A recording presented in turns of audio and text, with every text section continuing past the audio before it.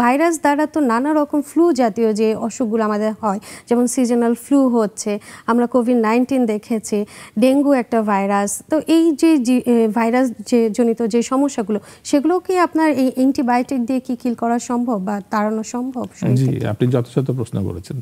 কোভিডের কথাটা তো কয়েকদিন আগেই ছিল, প্যানিক, এবং প্যানিক হওয়ার কারণ তো বটে। বাংলাদেশ, সারা পৃথিবীতে অসংখ্য মানুষ আমাদেরকে ছেড়ে দিতে হয়েছে। আর সম্প্রতি যদি আমরা খেয়াল করি, HMPV এইটাও বাংলাদেশে শনাক্ত হয়েছে। আমরা জানি না যে এটা ভবিষ্যতে কি হবে, বাট সতর্কতা থাকাই ভালো। এখন আপনার প্রশ্নটি যে ছিল, এই যে এইগুলি তো ভাইরাস জনিত অসুখ, তো ভাইরাস জনিত অসুখকে মারতে গেলে ভাইরাসের বিরুদ্ধে যে ঔষধগুলি সেগুলি লাগবে, অর্থাৎ তাকে আমরা অ্যান্টিভাইরাল ড্রাগ বলছি। যদি তাই হয় তাহলে পারে অ্যান্টিবায়োটিক আমরা একটু আগে দেখেছি যে শুধু ব্যাকটেরিয়ার বিরুদ্ধে কাজ করে, তাহলে কোনো ক্রমে অ্যান্টিবায়োটিক ভাইরাস জনিত কোনো রোগের বিরুদ্ধে কার্যকরী নয়।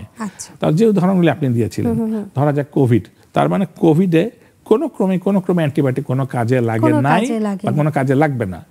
দুই হলো, আমরা ডেঙ্গুর কথা বলেছি, HMPVর কথা বলেছি, অথবা এইডসের কথা ধরা যাক, HIV, সেগুলি যদি হয় তাহলে পারেও এই অ্যান্টিবায়োটিক কোনো কাজেই লাগবে না।